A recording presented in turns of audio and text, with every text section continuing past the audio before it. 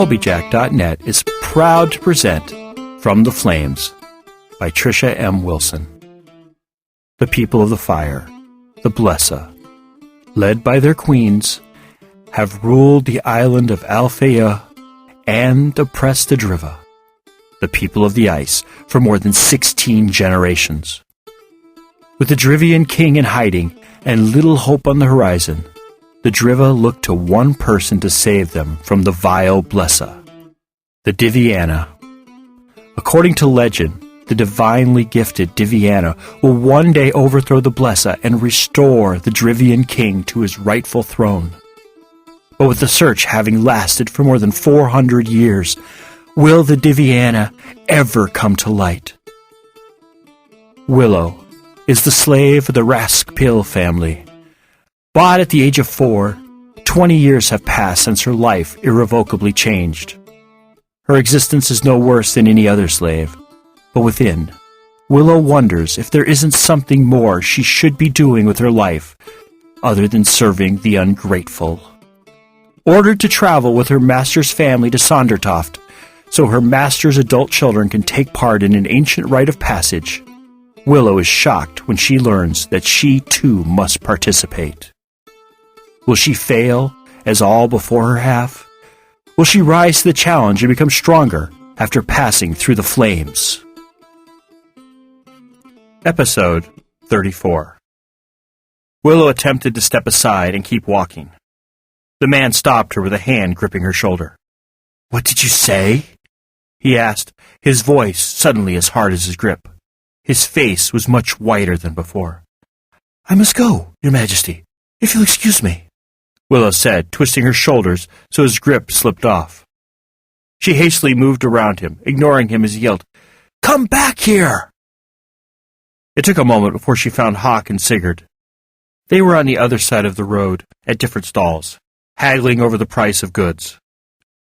Striding toward them, she felt a hand clamp on her shoulder, stopping her forward movement. Not even bothering to look and see who was restraining her, she hit the hand with foul. She ran toward her men, only glancing back for a second to see a guard cradling his hand. Realizing their time for shopping was over, she reached Hawk, the closest of the two, grabbed his hand and said, "Hurry, the alley!" As they passed Sigurd, she did the same, pulling the men down a nearby alley.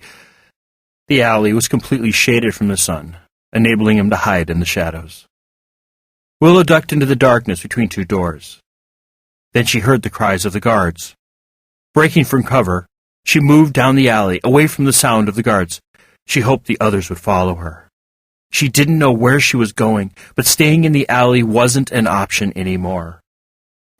Turning onto the first street she came to, she paused long enough for Hawk and Sigurd to catch up to her, before continuing to walk with her head down. "You have everything?" she murmured, keeping her tone so low it was hard for them to hear her. "Yes," Hawk whispered, his head also down. "If I am right, there should be a gate up ahead." They tried to act casual, but failed horribly. For barely a minute passed when one of them didn't turn to look behind them, searching for someone following them. As they approached the west gate, they saw a crowd gathering, demanding the gate be opened. Not even pausing, Willow walked past the crowd and ducked into another alley. "What are we going to do? The gates are closed, and there's no other way out!" Sigurd gasped, leaning against the building. "We could try to find some place to stay, like an inn," Willow suggested. "We can't," Hawk countered. "That's the first place they'd look for us. We have to get out."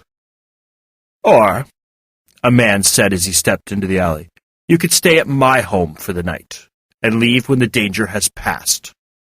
Whipping around and lifting Val, she barely stopped herself from attacking him. "Your Majesty," she said, bowing her head. "Your Majesty?" Sigurd and Hawk rasped at the same time. Turning white, Sigurd said, "What do you mean?" Ignoring their outburst, Willow looked at the man and said, "We would be honored to stay with you, but—" Closing the distance between them, he said, "No buts, and stop with the title. Here I'm simply an ordinary man. If you come with me, we can discuss your troubles and other topics in safety." "Sir, we must move now. The guards are headed this way." the man who accompanied the king said. "Follow me and keep your heads down," the king ordered, moving past them and down the alley. "We aren't far from my home." Willow turned to follow him, but was stopped when Hawk grabbed her arm. "What do you think you're doing? We can't go with this stranger. It could be a trap." Voice low, so only Hawk and Sigurd could hear her, she said, "It isn't a trap. Our king wouldn't lure us into a trap." "How do you know he is our king?" Sigurd asked, looking at the man waiting for them to follow. "He looks just like anyone else. There's nothing special about him or what he's wearing to signify he's a king." "I recognize him," Willow said. As Sigurd opened his mouth to argue more, Willow said, "Trust me. Have I ever steered you wrong?" Willow broke Hawk's hold on her and turned to follow the man, barely able to hear his reply of, "Haven't done enough to get the chance to steer us wrong." They traveled from alley to alley, shadow to shadow, journeying from the west gate to the king's home, which was located in the center of the city. Opening a door in the middle of a row of homes, he gestured for them to enter. The door to the outside opened into a large, if simple, living room with a few chairs in front of a fireplace. An open door led to a large kitchen, while the staircase in the living room went to the second floor, and presumably a bedroom or two. Slipping inside and pulling her hood from her head, the first thought to come to her mind at seeing such simple furnishings was that it didn't look like the home of a king. "Of course not," Val said. "What did you expect? A large embroidered rug saying, 'Here lives the exiled king of Driva.' If this place was better decked out than the rest of the homes in the neighborhood, they wouldn't have survived generations of being hunted. Now would they have?" "So nice of you to join us," Willow said, not forgetting his silence by the waterfall. "You haven't needed me. You were doing fine all on your own, though I would have killed those guards and not let them go. But you live and learn. This isn't a bad place to hide out for the night. Looks to be plenty big. Wonder what the upstairs looks like," he mused. Hearing the door close behind the man who'd been the rear lookout, Willow looked up into the king's face. While about the same height as Sigurd and Hawk, the king seemed to stand taller and prouder, displaying his pride and his heritage through his posture. With short silver blonde hair, he would easily stand out within any crowd, but his sharp chin and cheekbones, along with his straight, unmarred nose, made him downright breathtaking. Adding to his perfection were his crystal blue eyes, the only real difference from the first king. Remembering the images of his ancestors, Willow was surprised more people hadn't realized he was a direct descendant of the kings of Driva. Then she remembered that all images of the Driva royal family had been burned and destroyed after the war. No wonder nobody realized who walked within their midst every day. Fighting the urge to bow her head, curtsy or kneel, she continued to look into the king's face, waiting for him to speak. The king broke eye contact first, when he turned to his friend. "Bring in 3 chairs for our guests." Without a word, the man left the room, leaving Willow, Hawk, and Sigurd alone with the king. "I am Aluak, and you are," he said, taking one of the seats before the fire. Motioning for Willow to take the other one, she took off her cloak, revealing her embroidered dress. She felt Aluak's eyes upon the dress, taking in each detail as she sat down and said, "I am Willow, and these are my companions, Hawk and Sigurd." A second later, Aluak's man came in with 2 more chairs. He set them down so the occupants would have their backs to the fireplace. As Hawk and Sigurd took their seats, the man, instead of getting another chair for himself, took up a leaning position next to the fireplace. Willow noted how his eyes never stopped looking at the 3 strangers, as if waiting for them to attack. "This is Rokia," Aluak said, introducing his friend. Sitting back in his chair in a very relaxed position, he looked at the 3 of them. "Now that we're comfortable and reasonably safe to speak, I have a few questions for you." "Of course. We'd be happy to answer any questions you have," Willow said, Glancing over at Hawk and Sigurd, she saw that they were full of the same skepticism as they had on the street. She didn't let this bother her, however. They could believe what they wanted, but she knew the truth. This man was their king. They'd see that she was right soon enough. First and foremost, I want to know why you think I'm your king. I recognized you, Willow said, trying to figure out how to explain without sounding crazy. You're just now worrying about sounding crazy? You should have thought of that possibility before you started spouting all those "Your Majesties," Val said. Not helpful, Willow said. A closed expression flashed over Aluak's face. But in a blink of an eye, the look disappeared, making Willow wonder if it had even been there. You recognized me, he said, good-naturedly curious. How could you have recognized me? I've never been painted, have I, Rokia? No, you have not, Rokia grunted. So, you see, my good woman, you have me confused. I've never been painted, so how could you possibly recognize me? And let us say you did recognize me.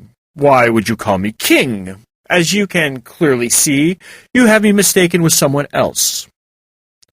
Thinking quickly, Willow said, You are right. I did not see a painting of you naming you king. But to fully answer your question, perhaps you allow me to ask a few of my own. Of course, Aluak said rather grandly. Ask whatever you like. I cannot guarantee I'll answer, but ask away. Willow nodded, her mind racing. Have you ever heard the legend associated with the search for the Diviana?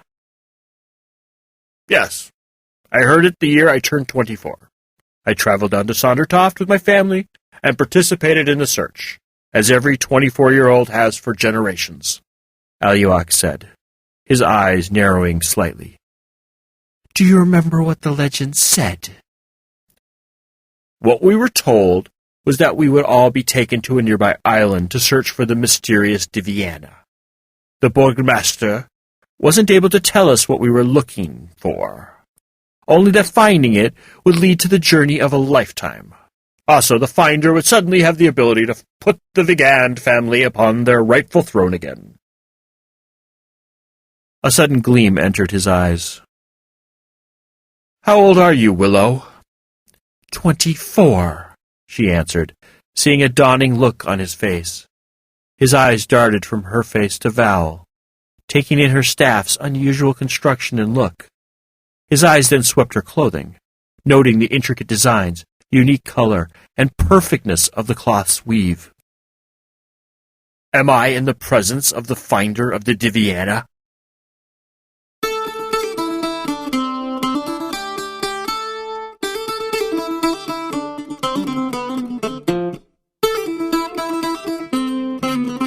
You have been listening to From the Flames by Trisha M. Wilson.